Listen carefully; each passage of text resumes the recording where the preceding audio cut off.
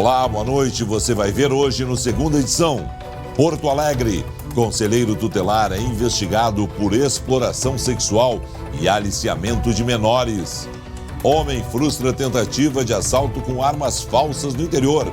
Ele reagiu e colocou os bandidos para correr. SBT entrevista o presidente do TRF4. Ele fala sobre os 30 anos do tribunal e comenta a decisão do STJ de diminuir pena do ex-presidente Lula. Libertadores da América. O Inter busca uma vitória contra o Alianza para seguir líder em seu grupo. Depois dos 3 pontos de ontem, hoje os gremistas secam o Universidad contra o Rosário na Argentina. Débora de Oliveira comenta o futebol. O SBT Rio Grande, Segunda Edição, está no ar.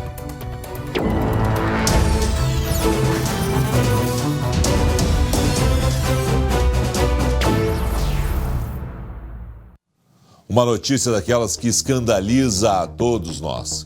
Um conselheiro tutelar de Porto Alegre é suspeito de exploração sexual e aliciamento de menores para prostituição. Confira a reportagem. Na mira, o conselheiro tutelar de Porto Alegre. Conforme a investigação, ficou comprovado que ele usa o computador do local de trabalho para acessar sites internacionais de pedofilia e de agenciamento de programas sexuais. Uma operação realizada hoje no Conselho Tutelar e na casa do homem de 36 anos apreendeu computadores, pendrives e o celular. Informações colhidas pela polícia demonstram que o funcionário mantinha conversas de conotação sexual com menores. Segundo testemunhas, as meninas procuravam o suspeito para buscar o dinheiro dos perfumes, código usado para os programas. Numa das conversas, o conselheiro diz que a jovem poderia tirar até R$1.000 por semana. Ele prestou o depoimento e foi liberado. Não houve prisão porque a polícia aguarda a recuperação pela perícia de mais provas no material apreendido.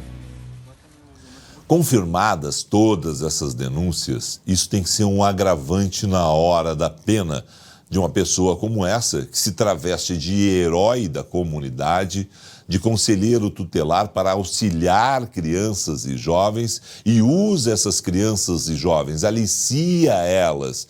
Isso, na hora de se verificar em um tribunal uma situação como a dele, comprovadas todas as denúncias, tem que funcionar como um agravante da pena. Não é possível que uma pessoa travestida de um cargo público importante como conselheiro tutelar use isso exatamente para aliciar e prostituir menores e adolescentes. A polícia descobriu um laboratório de criação de moedas virtuais que podem ter sido usadas no tráfico de drogas. Um suspeito foi preso. Os computadores, avaliados em quase R$200 mil, faziam a mineração de moedas virtuais conhecidas como bitcoins. O laboratório improvisado funcionava em um casebre na zona sul de Porto Alegre. Algumas máquinas foram apreendidas e passaram por perícia. No mesmo terreno, a polícia prendeu um homem com uma moto roubada e clonada e uma pistola com numeração raspada. Outro suspeito se apresentou como dono dos equipamentos e foi autuado por furto de energia elétrica. Pelas circunstâncias que foram verificadas no local e pela primeira DIN, pode ser a utilização dessas criptomoedas para pagamento de entorpecentes ou até a ocultação e dissimulação do dinheiro oriundo do tráfico. Segundo o Banco Central, quem investir em moedas virtuais deve estar ciente dos riscos de fraudes. A dica para os investidores é procurar empresas especializadas. Hoje, um Bitcoin equivale a mais de R$20 mil. Essa tecnologia é uma tecnologia emergente e ela está sendo testada na sociedade. Então, tudo que é emergente é mais volátil. E tudo que é volátil tem que ter um olhinho aberto, porque sim, é um capital de risco. Preso um dos homens suspeitos de matar pai e filho, aquele latrocínio duplo, o assalto em Estância Velha. Ele foi encontrado na cidade de Portão. Rafael dos Santos Domingues, de 19 anos, foi encontrado numa casa na periferia de Portão, no Vale dos Sinos. Ele tentou fugir pulando cercas, mas foi capturado pela Brigada Militar. Ele é este homem de camisa rosa, que dispara contra pai e filho no assalto a uma ótica em Estância Velha. Os criminosos alteraram até a aparência para cometer o crime. é esperado, ele tinha um visual muito caracterizado, né, com um penteado, barba feita. Era natural que eles buscassem, em decidindo não se apresentar espontaneamente à polícia, que buscassem alguma forma de descaracterização na sua imagem. Informalmente, Rafael, que não tem antecedentes, negou o crime. A outra pessoa que aparece nas imagens ainda está sendo procurada. E também está sendo investigada a participação de um terceiro indivíduo. Conforme a investigação, o comparsa de camisa preta é Davi dos Santos Melo, de 20 anos, reconhecido pela própria mãe. A prisão está decretada, é uma prisão que está aberta, quer dizer, todo mundo tem conhecimento em qualquer lugar que ele for consultado, então é questão de tempo, a gente espera que logo, logo ele também seja preso. Sim, a gente ainda trata esse caso como suspeitos, mas quem olha as fotos não tem mais dúvida de quem são os assassinos. Nas câmeras de segurança que flagraram o duplo latrocínio são muito claras, né? E elas não deixam dúvidas sobre quem cometeu o crime, quem auxiliou exatamente a cometer o crime. Durante a tarde, mais uma agência bancária foi alvo de criminosos no interior do estado. Vamos à redação. Boa noite, Luciane Coleman. Boa noite, Felipe. Boa noite a todos. Pois é, isso aconteceu lá no noroeste do estado, na cidade de Porto Xavier. Pelo menos 5 bandidos encapuzados chegaram ao centro da cidade, portando armas de grosso calibre para realizar este assalto. Mais uma vez, o que a gente viu? A população, né? Sendo usada como um cordão humano, um escudo para se proteger da polícia durante o roubo à agência bancária. Eles fugiram em 2 carros que já foram localizados pela polícia. Os reféns que eles levaram foram abandonados durante a fuga. Agora a polícia faz buscas, né, lá na região para tentar encontrar esta quadrilha aí de assaltantes.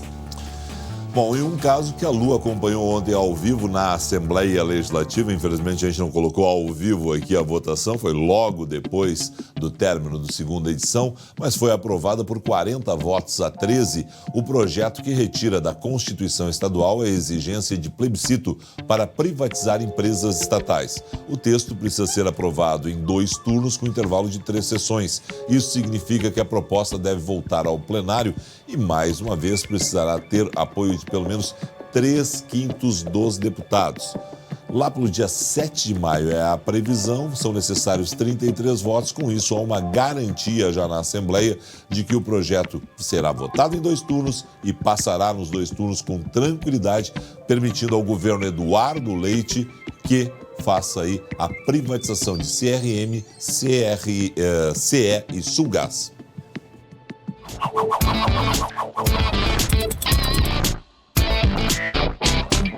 O Tribunal Regional Federal da 4ª Região completou 30 anos. Entre as ações para marcar a data, a inauguração desse espaço, o Museu do Tribunal, que guarda digitalmente toda a jurisprudência que foi aqui criada. E olha, tem muita coisa interessante que bateu direto na nossa vida, caro telespectador.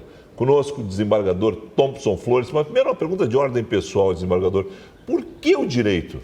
Eu venho de uma família que tem uma larga tradição jurídica no Brasil, que vai há mais de 150 anos aqui no Rio Grande do Sul.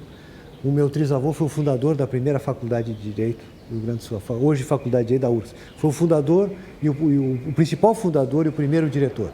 Ele era juiz, era político também, no Império ele foi governador, proclamada a República, na época se chamava presidente da província, proclamada a República, ele foi nomeado desembargador. No Império e no início da República, não havia incompatibilidade do magistrado exercer cargos políticos. Quer dizer, o meu avô foi juiz também, juiz durante 50 anos, foi ministro do Supremo Tribunal Federal, ministro Thompson Flores. Meu pai foi juiz.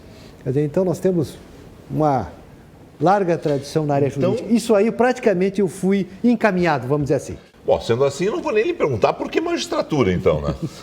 Magistratura vem do sangue, digamos assim. Foi quase uma imposição genética. 30 anos de Tribunal Regional Federal. Tem muita ação que foi desenvolvida aqui dentro que bate direto na nossa vida lá fora. O que é mais importante? 30 anos do TRF. Nós temos decisões inúmeras, muito singulares. Vou lhe dizer, a questão, por exemplo, dos índices do FGTS, que se discutiu muito. A decisão que veio a prevalecer foi a desse tribunal, cujo primeiro relator foi justamente o nosso ministro Teori Zavascki. Foi a decisão dele que ele proferiu aqui que veio a prevalecer no Supremo Tribunal Federal, onde ele, para nosso orgulho, foi membro e foi ministro da Suprema Corte, faleceu no exercício do cargo. As relações homoafetivas. Nosso tribunal foi pioneiro aqui, e há um acórdão da relatoria hoje, na época era juiz convocado aqui no tribunal, mas hoje desembargador, um dos mais brilhantes, Roger Halp Rios. Foi uma decisão que prevaleceu da relatoria dele. Entre as grandes decisões que mexeram com a vida do brasileiro, a questão do cigarro proibido nas aeronaves. Foi uma das decisões mais importantes dessa corte e cuja decisão provocou o legislativo a editar uma lei vedando essa prática. Essa situação de muitas vezes o judiciário tem que puxar o legislativo, o judiciário se transformar em legislador, é correto? Na realidade, não é que a realidade se impõe ao legislador. A função do juiz, muitas vezes, justamente porque a lei, principalmente num mundo como hoje, ela se desatualiza muito rápido, cabe ao juiz, de certa forma, atualizar a lei. Por isso que se diz que ele é um indutor da atualização da lei e dá a impressão de que ele se antecipa ao legislador muitas vezes. O julgamento da Lava Jato foi o julgamento mais tenso desses 30 anos de tribunal? Eu não diria mais tenso, mas certamente foi o julgamento que deu maior visibilidade à corte perante o país. Sobre o julgamento de ontem do STJ, a conclusão que se chega é que a decisão do STJ confirmou na sua parte, no seu núcleo, a decisão proferida por este Tribunal Regional Federal da 4ª Região. Alterou apenas a questão da pena privativa de liberdade, mais ou menos aproximando com aquela que foi fixada pelo então juiz federal Sérgio Moro, quando prolatou essa sentença, e alterou também, reduzindo a pena pecuniária. Quando o senhor botou o seu rosto na questão da Lava Jato, foi para defender o tribunal? O senhor foi criticado por aquilo, já que o senhor não estava na turma de julgamento. Sim. Né? Eu fiz apenas, digamos assim, o papel institucional que cabe ao presidente, né? Tendo em vista algumas matérias que saíram, de defender a posição do tribunal. E assim foi feito. Né? Então, digamos, coube ao presidente, está lá no regimento interno, né? Fazer, digamos, a defesa institucional do tribunal. Foi o que eu fiz. Na minha época, se dizia o seguinte: decisão de juiz não se discute, se cumpre. Hoje, o mundo digital debate qualquer decisão que venha de vocês. Isso é bom? Isso é ruim? Coloca a justiça contra a parede muitas vezes? Não, contra a parede não. O que eu acho que isso é muito bom. Acho muito bom no sentido de que a função do juiz, e no caso particularmente desta corte, mas não só desta, do Poder Judiciário, hoje ela está disseminada na população. Tendo em vista uma série de julgamentos, inclusive a Lava Jato, não só esse, né?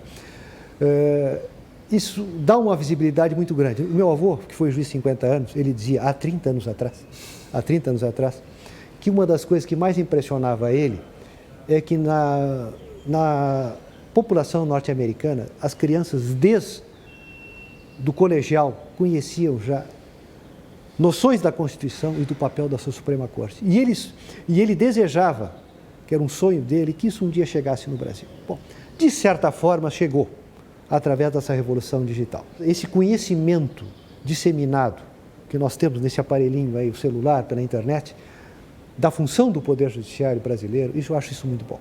A população passou, digamos, a olhar para os seus tribunais como aquilo que, digamos, é a função principal do Poder Judiciário, que é restabelecer a ordem jurídica que foi rompida.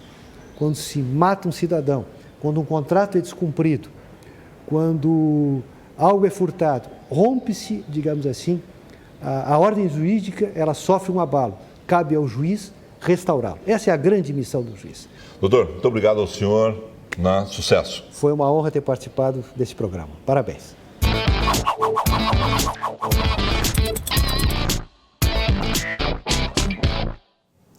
Essa é o tipo de notícia que dá um orgulho pra gente. Há 5 anos atrás, uma notícia foi parar nas páginas de um livro didático. O assunto rendeu tanto que foi até tema de um debate com alunos do 5º ano do ensino fundamental que assistiram à reportagem feita na época pelo repórter Andrei Rosseto.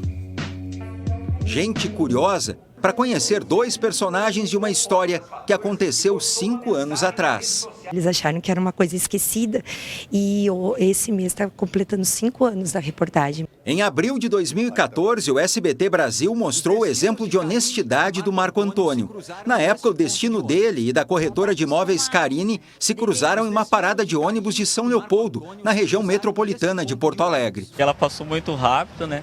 Ele espalhou nota de 100 por toda a avenida e eu saí juntando, né? Carine estava de moto. Além de R$600 em dinheiro, também voaram as contas da corretora. Como as contas venciam naquele dia, Marco Antônio não hesitou. Ele pegou o dinheiro e veio até esta lotérica pagar os boletos bancários. A lição de bondade foi parar neste livro didático de língua portuguesa. O assunto também foi tema das aulas das 3 turmas do 5º ano do ensino fundamental nesta escola particular de Novo Hamburgo, no Vale dos Sinos. Por unanimidade na minha turma, todos disseram que devolveriam ou pagariam a fatura. Os cerca de 70 alunos assistiram a reportagem pela primeira vez. A corretora de imóveis estava de moto, além de R$600 em dinheiro. E conheceram Marco e Carine. E essas crianças estão aí para mostrar que a coisa vai mudar e vai mudar cada vez mais para melhor. No debate, as crianças souberam mais sobre a vida dos dois e entenderam como o SBT construiu a reportagem. Não é todas as pessoas que fazem isso.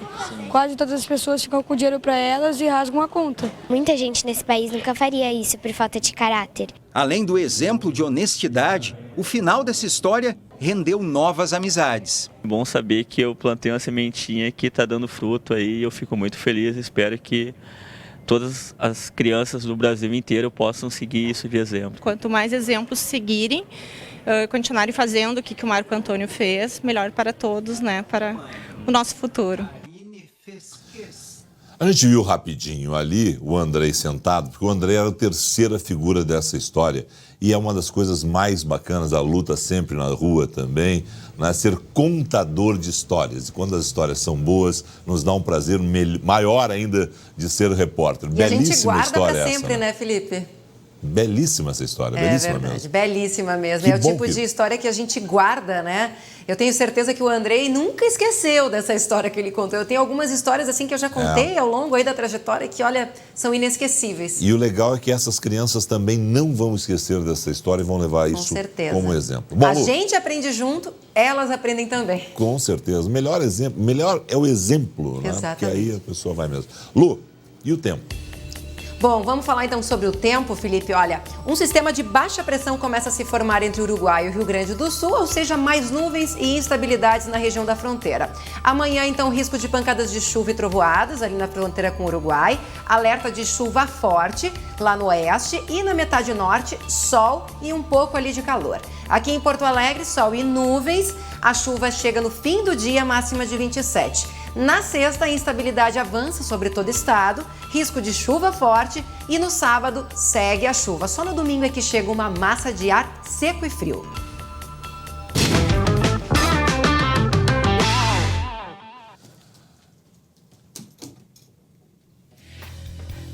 E agora a gente vai falar de futebol. Ela está aqui ao meu lado. Tudo bem, O que está acontecendo com a tua voz? Hein? É de gritar, Rapaz, de secar alto ontem? e baixo.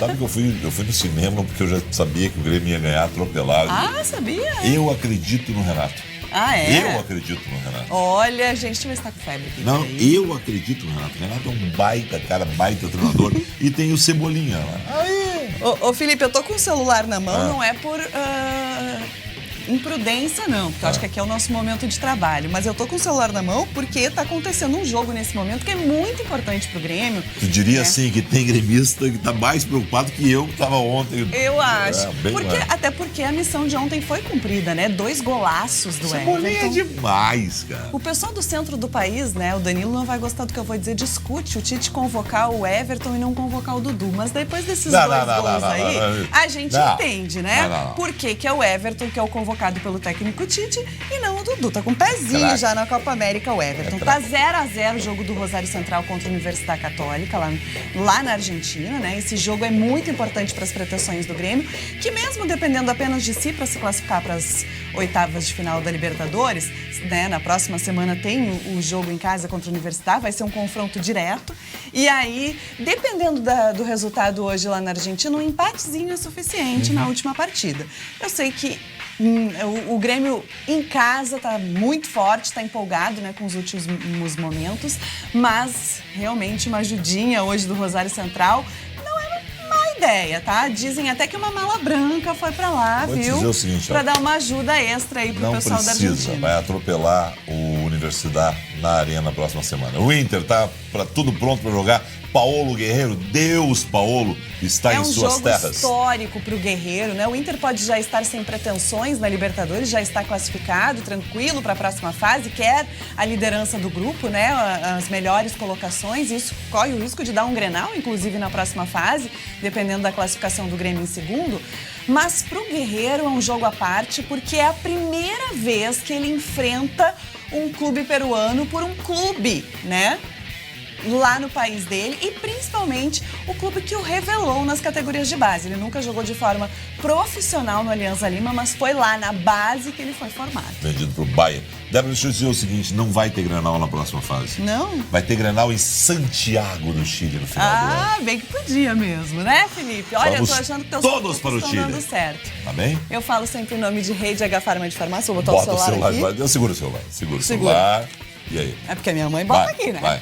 Que cuida com o coração.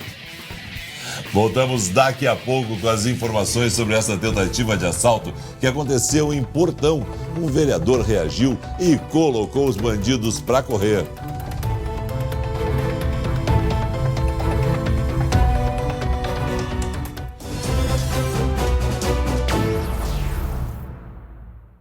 Um vereador de uma cidade da região do Vale do Rio dos Sinos reagiu a uma tentativa de assalto e colocou os bandidos para correr. Lu, explica bem essa história para nós, hein? Bom, Felipe, a gente tem as imagens que mostram aí como é que foi essa ação, né? Como é que aconteceu? O vereador Gerson Rosa, do MDB, estava indo para uma sessão na Câmara de Vereadores aqui em Portão, no Vale dos Sinos, quando foi abordado ali por aqueles dois indivíduos, dois jovens. Nas imagens a gente vê exatamente esse momento, né, em que o bandido é abordado e consegue desarmar um dos assaltantes. Só que o político percebeu na hora que ele desarmou, né, os bandidos, que a arma era de brinquedo. E aí ele pegou e jogou o objeto na cabeça de um deles. Os homens correram, fugiram ali do local, né, não esperavam aí por essa reação e entraram num carro que estava esperando ali no local por eles. Esse caso aconteceu na segunda-feira, mas o vereador ainda não fez o registro na polícia, coisa que a polícia sempre diz, né, Felipe? Tem que fazer. Tem que registrar, né? Eles não levaram nada, mas tem que registrar porque é uma forma da gente ter ali a informação de que naquele local, sim, tem assalto. Tem que registrar, tem que fazer e não tem que reagir. Porque um daqueles ali podia bater nele, eram 2 contra 1, ele podia ainda se ferir, mesmo naquela corrida ali, viu, Lu? Com certeza. Lu, obrigado a você, uma excelente noite. Boa noite. Obrigado a você pela sua audiência. Amanhã, 11h40, mais notícias locais com Marcelo Coelho. Na sequência, Débora de Oliveira. Fique agora com o SBT Brasil. Tchau.